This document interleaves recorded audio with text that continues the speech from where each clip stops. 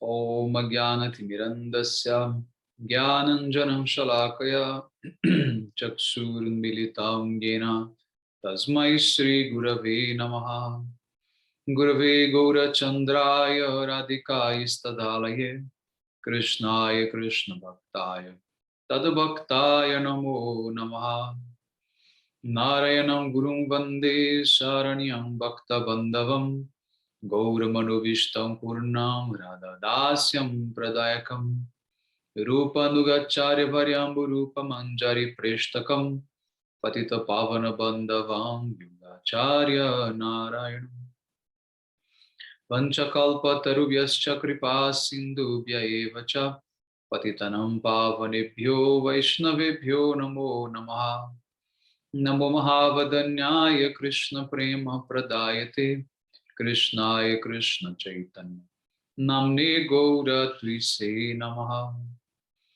Shama Sundara Shikanda Shekara Ismera Hasar Murali Manohara Radhikara Sikamam Kripanide Swapriya Charana Kinkarim Kuru Tapta Kanchana Gaurangi Radhe Vrindavaneshwari Vrishabhanusute Devi Pranamami Hari Priya Vrindai Tulasi Devyai Priyai Keshavascha Krishna Bhakti Prade Devi Satyavatyai Namo Namaha Shri Krishna Chaitanya Prabhu Nityananda Sri Advaita Gadadhara Sri Vasadi Gaura Bhakta Vrinda Hare Krishna Krishna Krishna Hare Hare Hare Ramo Ramo Ramo Hare Hare. So first of all, I begin offering my most humble obeisances to the dust of the lotus feet of Paramaradatam Shri Guru Pada Padma Nitya Lila Pravishta Om Vishnu Pada Paramahamsa Parivrajaka Ashtotara Sata Srimad Srila Bhakti Vedanta Narayana Goswami Maharaj Srila Gurudev, and to my most worshipable Shikshan Sannyasa Guru Nitya Lila Pravishta Om Vishnu Pada Paramahamsa Parivrajaka Ashtotara Sata Srimad Srila Bhakti Vijnana Bharati Goswami Maharaj, and to all Sri Rupanava Gauriya Guru Varga, to all Tridandi Sannyasis, Brahmacharis, Vaishnavas, Vaishnavis, and to all the assembled devotees here today, my most respectful obeisances. So by the causeless mercy of Srila Gurudeva and all Mahabhagavatas Acharyas, we are able to assemble here one more time. So today we are going to read about the commentary of Srila Bhakti Rakshasya Goswami Maharaj on the Chatusloki Gita, the four main verses of Srimad Bhagavad-gita, which are in the 10th chapter, verses 8, 9, 10, and 11. Okay? So, Srila Sridhara Goswami Maharaj, he is a very rasik devotee, and he has manifested in this world wonderful commentaries, like about the Brahma Gayatri, for example, connecting that with Radha Dasyam, and so many other very, very special purports he gave in his books. And this is also a very important and also unique purport of the Bhagavad-gita, from where he is going to also extract a lot of rasa, a lot of very sweet juice. Because often we see Bhagavad-gita as a very basic book in a type of a very hostile environment, like Kurukshetra battle, and the type of subject Krishna he is presenting there, it is like for all types of jnanis, karmis, yogis, you know, and even the subject of bhakti, which is being presented, it is somehow in a very like a beginner level. right? But we know that the words of Krishna, as well as the words of Shastra, can be understood in so many different levels according to your own capacity, right? So we have the general meanings, we have the secondary meanings, and then third and fourth, and it goes on and on. So it depends on how much realization and what is your rasa, in which rasa you are established, then that much you'll be able to understand. So if you are established in dasya rasa, then your understanding will be very much limited.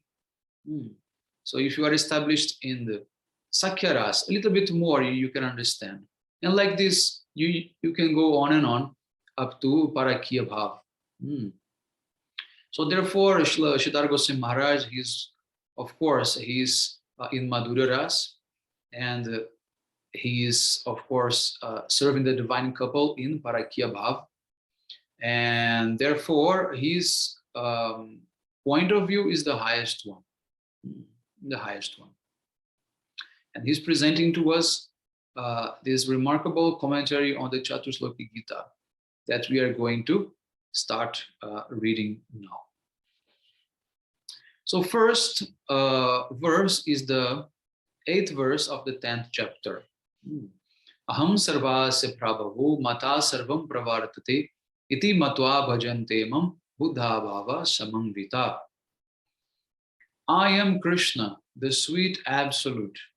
I am the root cause of all comprehensive aspect of the absolute, the all-permeating aspect of the absolute, and also the personal aspect of the absolute, the master of all potencies, who commands the respect of everyone, Lord Narayan of Vaikuntha.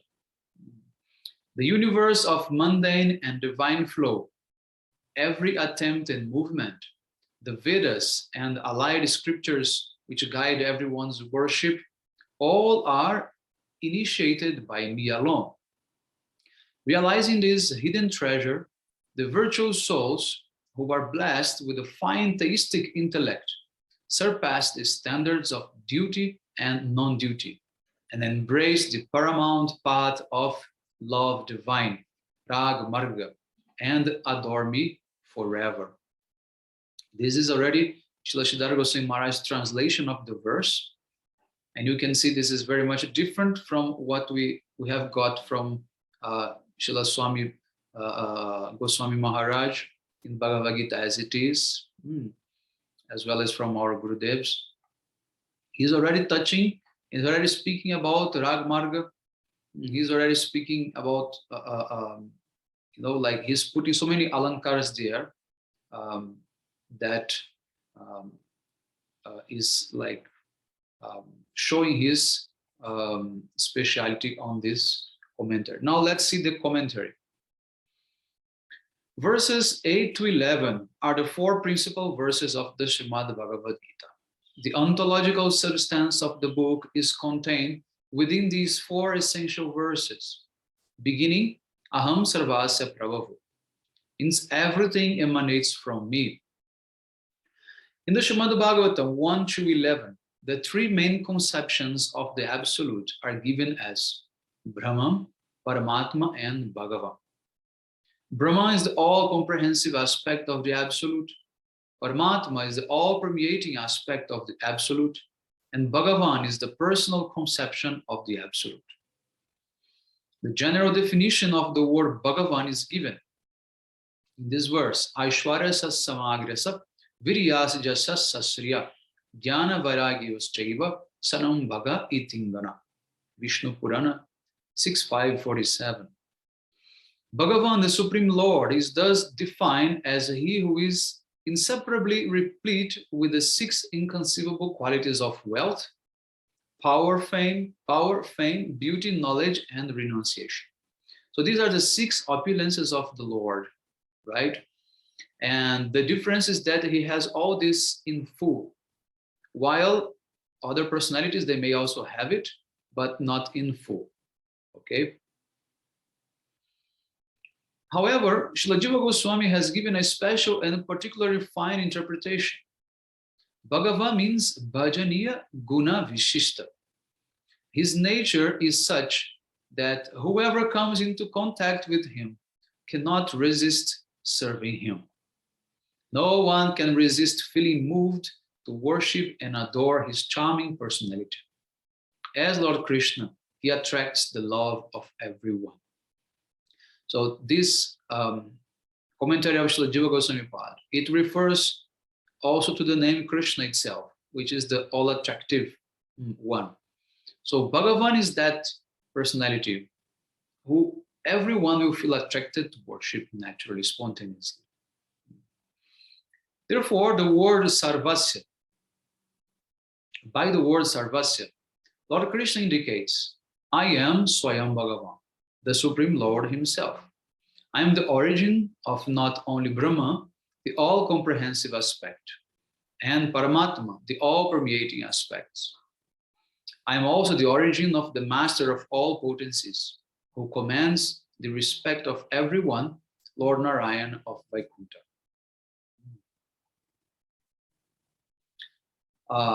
Mata sarva pravartate. Every attempt and movement begins from me, including the matters by which everyone worships and serves me in devotion. Now attend to this point, it's very important now. Now start to make something different here. He said that everything emanates from me, right? Aham sarvasya prabhavo, everything comes from me, including bhakti itself, including the method to worship me and to serve me. And then he quotes this verse, Nayanatma pravachanin na labhyo na vedhaya na bahuna shrutena, jamme vaisya vritnute tena labhyas tasesa atma vivrinute tanum swam.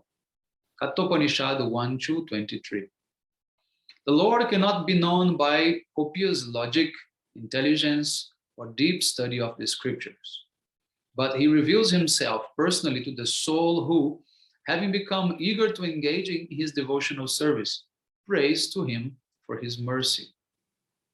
In this way, Mata Sarvam Pravartate, I am the first to reveal to the public, worship me in this way. I appear as Guru, and through him, I worship myself. Look how beautiful it is. Krishna manifests himself as a Guru, and through Guru, he worships himself. In the Srimad Bhagavatam, the Guru is described by the Lord as his own direct manifestation. Acharyamam bijaniyam navam manetya kahichit namartya buddha sveta sarvadeva mayo guru. Srimad Bhagavatam 11, 17, 27. So here you should note that from the absolute aspect, if Krishna says everything comes from me, aham sarvasya prabhavu, I am the source of everything. From this absolute perspective, then bhakti comes from him, the knowledge about him comes from him, and also the worship of him also comes from him. But from the aspect of rasa, we will say that Krishna has no bhakti for himself. We are going to learn it from Srimati Radhika or the servants of Krishna, right? But in the tattva side, they are one. They are like one, non-different from each other, right? Because Shakti and Shaktiman, they are always together, and they are non-different. All right, so then he says, Lord Krishna said to his devotee Uddhav, you should know the bona fide spiritual master as my very self. Never dishonor him. The nature of Gurudev is everything that is godly, and he should never be envied by ascribing one's mundane conception of place, time, and circumstances upon him. Furthermore, the Lord's finest potency is Srimati Radharani. Of course, there are many other eternal associates, but the highest order of devotional service is represented in Srimati Radharani. The Lord is therefore saying, my worship is shown by me. I as my finest potency, worship myself.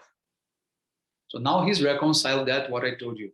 From the rasa point of view, he's not worshiping himself. He's also not teaching bhakti because he becomes the object of bhakti. So through his finest potency, which is embodiment of Radharani, then Krishna he will be worshipped. Iti matva bhajante mam. Understanding this conception, the devotee will come to worship me, always under the direction of my best worshipper, my finest potency and representation, Radharani or Gurudev. And now comes the point, the Guru to be topmost, he must be a maidservant of Srimati Radhika. Because if Radhika is the topmost, Guru cannot be Radha, otherwise it becomes like Mayavadi. Guru is not Radha, but Guru must be the maidservant of Radha, must be an expansion of Radha. Then he's the topmost type of Guru.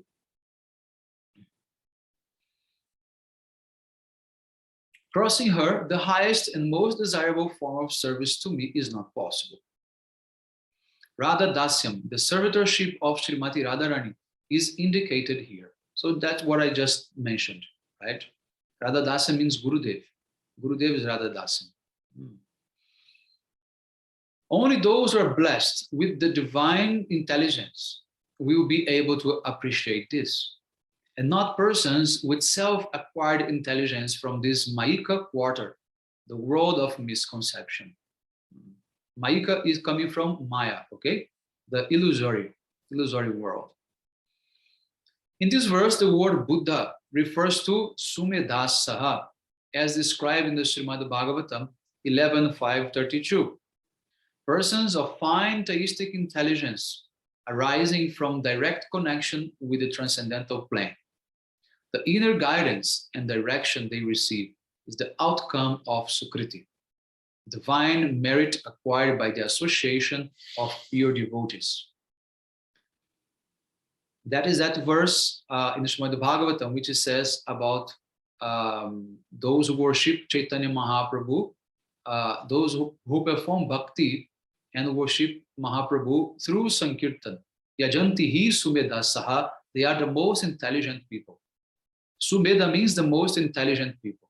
And who are they? Those who worship Krishna through Harinama Sankirtan.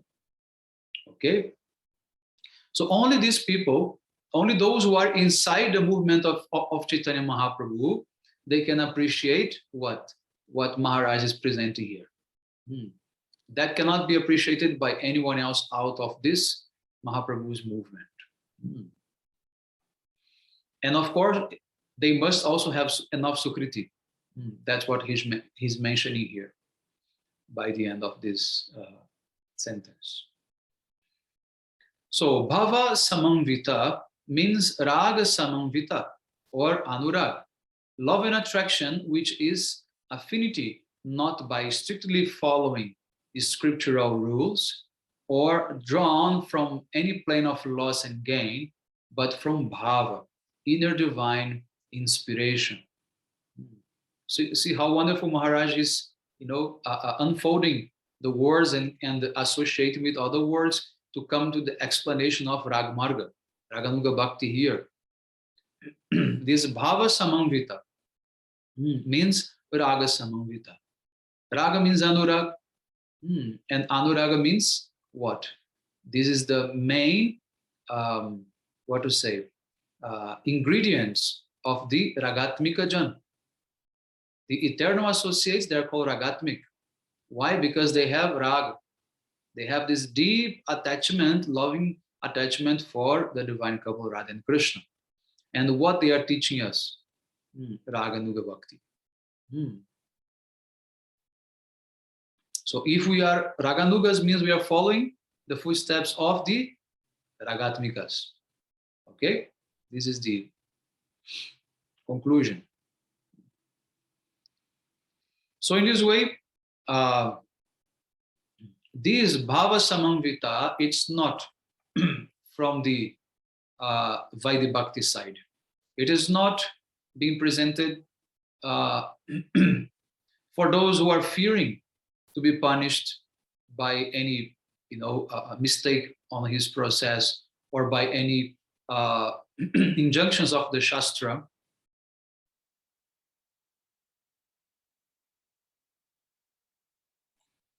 But only by those who are actually thriving in the path of spontaneous love and attraction, Rag Marga. So continue here. Devotion in this high type is completely non-calculative, Jnana Shunya Bhakti, as described by Srila Rupa Goswami in Sri Bhakti Rasamrita Sindhu. Anyabhilashita Shunyam Jnana Karma Navritam Anukulyena Krishna Anushlanam Bhaktir Uttama. The highest devotion pleases the transcendental desires of Lord Krishna and is free from the external coverings of any pursuits based on action or love or knowledge. Means karma and jnana.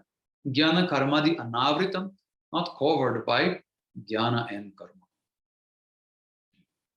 The most rare and elevated stage of devotion is the line of spontaneous devotion, known as Rag Marga.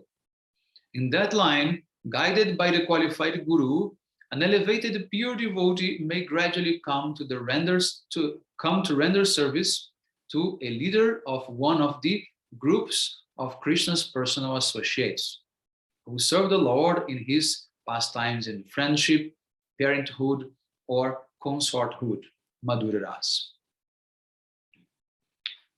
In Vrindavan, the Lord is being served in spontaneous devotion by his friends, such as Subalasakha, and by his parents, Nanda Maharaj and Madhya Yashoda. Gopis, such as Lalita and Vishaka, serve him in conjugal love. But amongst all his associates, and amongst all the gopis, the highest order of divine loving service is rendered to the Lord by Srimati Radharani. Therefore, the acme of Rag Marga is to render service unto Radharani, Radha Dasyam. So, what is the pinnacle of Rag Marga? To become Radha Dasyam. So, this is the topmost thing which Chaitanya Mahaprabhu himself has come to give, and what Krishna also is giving. And he already revealed that in the battlefield of Kurukshetra to Arjuna. But who can understand? Maybe Arjuna could understand or not. We don't know. But that knowledge is for the whole universe, not only for Arjuna. Arjuna, he was just the calf, was making Krishna to, bring everything out. So this is for everyone. And you see that how much high type of instructions are there. Depend on how much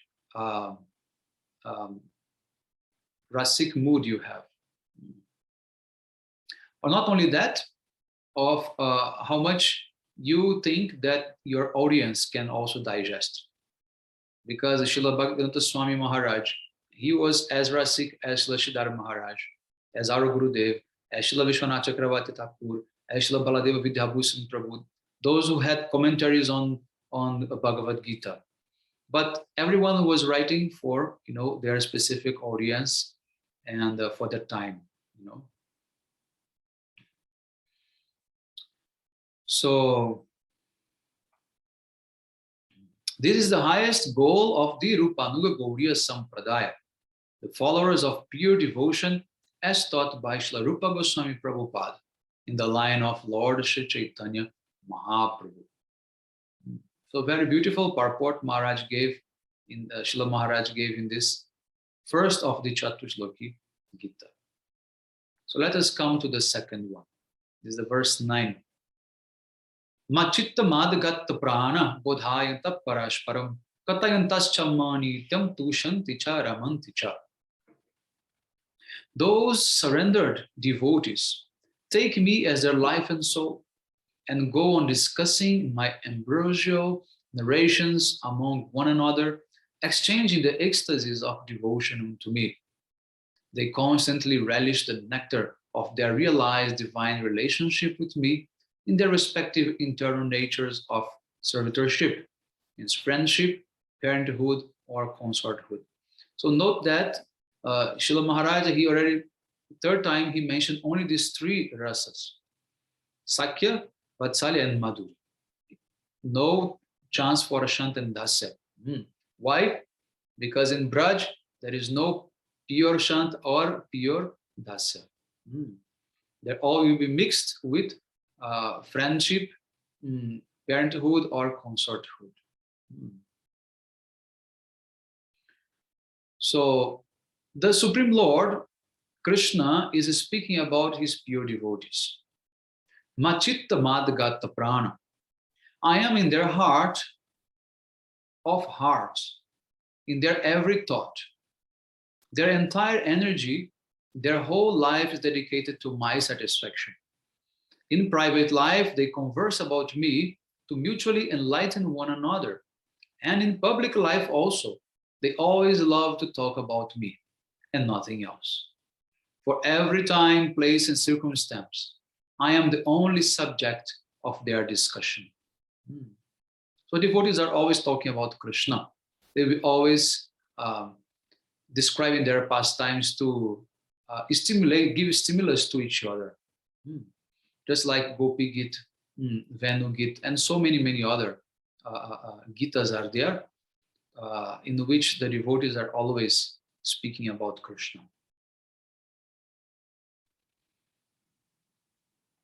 Tu Shantika means they find very much satisfaction. Up to the divine relationship of parenthood, Vatsalya Ras, there is a feeling of satisfaction. Furthermore, Ramanticha, just as a wife enjoys conjugal relationship with her husband, the devotees similarly feel such ecstasy in my intimate company when speaking about me. This has also been explained by Srila Baladeva Vidyabhushan and Srila Bhaktivinoda Thakur. So here means that this Tushanticha means up to Vatsalya. And then Ramanticha, Ramanti, then it is Madhurya. They're always speaking about me, but the type of satisfaction is different.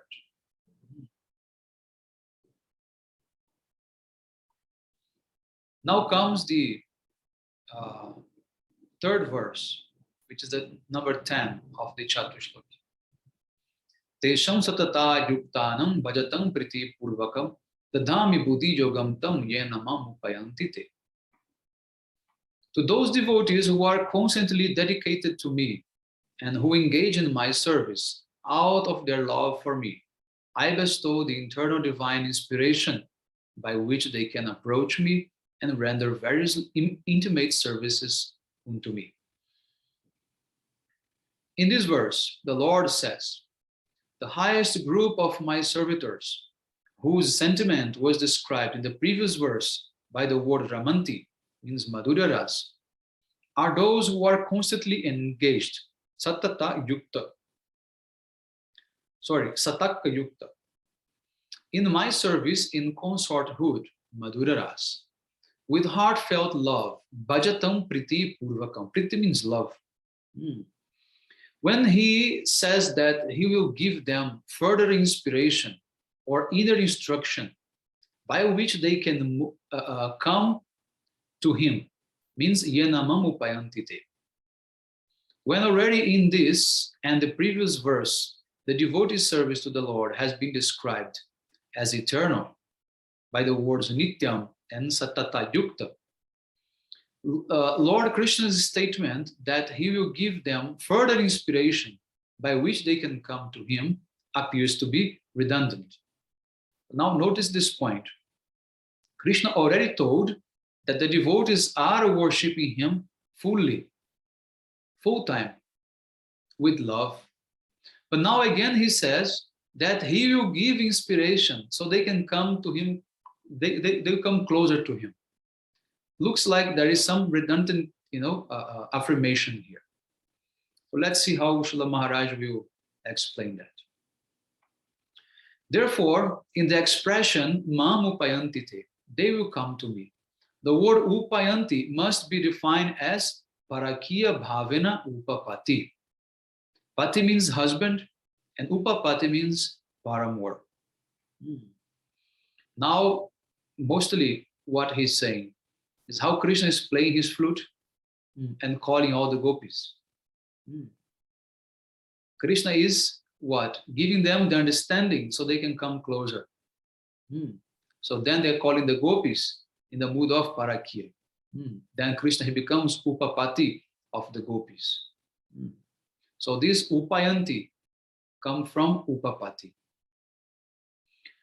For those who have already come into divine relationship with me as my wife, means Ramanti, I give them this special inspiration to come to me as a paramour, upapati. In Vrindavan, Lord Krishna is not considered a lawful husband, but he is the Lord of the heart, transcendental to even the husband, Parakiyaras. Receiving their husbands, the gopis of Vrindavan unite with Krishna. They do not allow a second party to come between them and Krishna.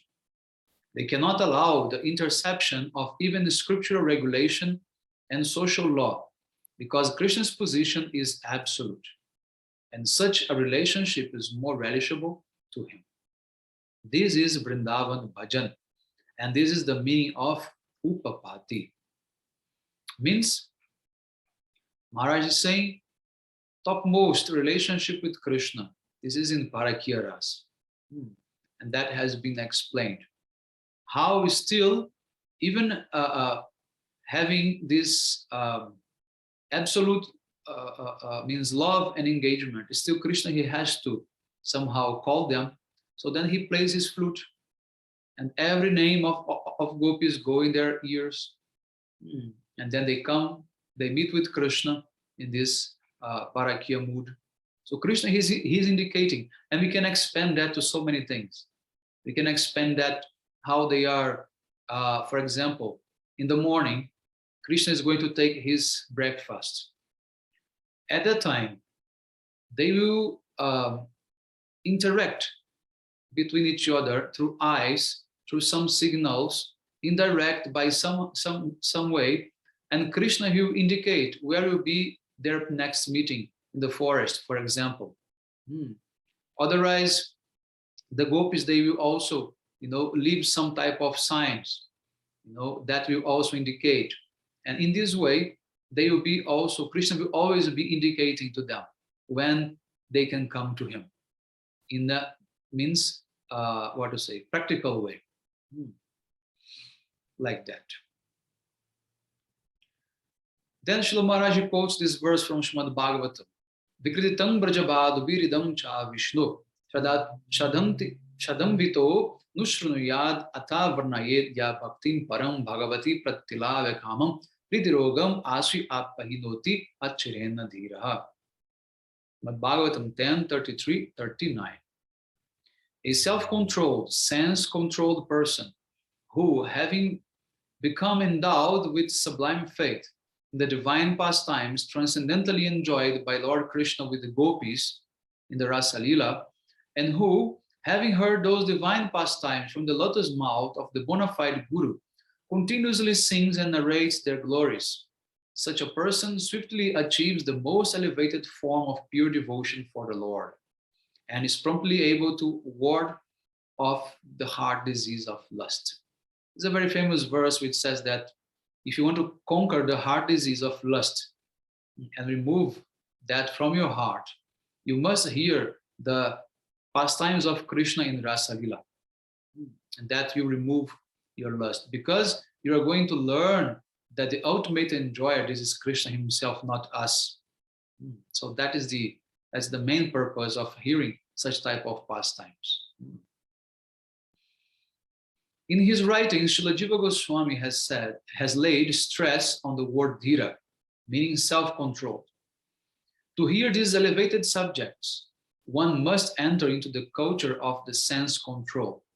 Otherwise, he will be destroyed. Naitat samachare jatu manasapi hi anishvara. Vinasyati acharam modhyat yat tarudro Vidhi Jam Visham. Bhagavatam 10:33-30. No one should ever even think of imitating this behavior of the Supreme Lord and the gopis. If out of gross foolishness anyone tries to imitate the pastimes of the Lord, he will be utterly destroyed. Just as if he tried to imitate Lord Shiva by drinking the poison which arose from the ocean. It is described elsewhere in Srimad Bhagavatam that once the demigods and the demons jointly engaged in churning the ocean. As a result of that churning, both nectar and poison were produced. Then they asked Lord Shiva to drink that poison, then he becomes the Nilakanta. So we should never try to imitate Krishna in any aspect. It's just like drinking an ocean of poison. You're gonna definitely die. So my relationship with them is independent of everything conceivable. It crosses law, society, scripture, everything. It is most innate and natural, and it does not require any social or scriptural sanction. I say to them, you may show formal respect to all these restrictions and live in the society. But from the heart of your heart, you are mine. This is a special inspiration and insight I give to those devotees. Yenamam upayantite. Externally, there are social and scriptural demands, but my position is over and above them. Veda is my instructions for the benefit of the masses who have deviated from me. And the society is also under the jurisdiction of those general instructions given to the public by me. But my divine relationship with everything is intrinsic and independent. It does not require recognition from anyone, such a relationship is the highest. It is the constant. It supersedes all law and society, which are guided by the Vedas. Rather, all the Vedas are searching for such a thing. This is so beautiful. At the same time that Krishna, he puts all the instructions for society, rules and regulations, like sadachara, proper behavior, in the Vedas, and he creates the smritis, like Manu Smriti, with rules for all society. At the same time, when bhakti comes to the highest level, you are bound to break these rules. And he says the Vedas themselves, they are actually searching for this type of bhakti. They also want to break this, or not break, transcend these rules, transcend these regulations, and come to this stage of pure love. Shrutibir Vrimigyam, Vishesha Brigya. The Vedas are searching after this ideal divine position. In the section of the Srimad Bhagavatam, which deals with Rasa Lila, the Vedas are begging forgiveness. They say, we are generally supposed to give tidings of you, but we could not describe you as we now experience you here. Now we understand that we have committed an offense, because you could not distribute this Rasa Lila, this Braja Lila, to the people. Like signposts, all the revealed scriptures are only showing the direction, but where, how, we don't know. Only in this direction he may be available. So even the Vedas are lost regarding what to do or not to do. And if we don't have such purports of the Rasika devotees, even the Vedas cannot understand themselves. Now try to understand this. This is very beautiful. Even the Vedas cannot deal with the words which they are made by. Because as you know, Vedas are different personalities. And those personalities, they also have aspiration for bhakti. But still, what is their real identity, they also have to understand. As we also don't know about our soul, our swarup, they also don't know. So their own words, they also have to be taught about. And when such a high-class Vaishnava like Srila Maharaj, Rakshashadhar Goswami Maharaj, and Srila Gurudev and others, they come and they explain those words and they unfold this bhava, then everyone can really understand, even the Vedas themselves.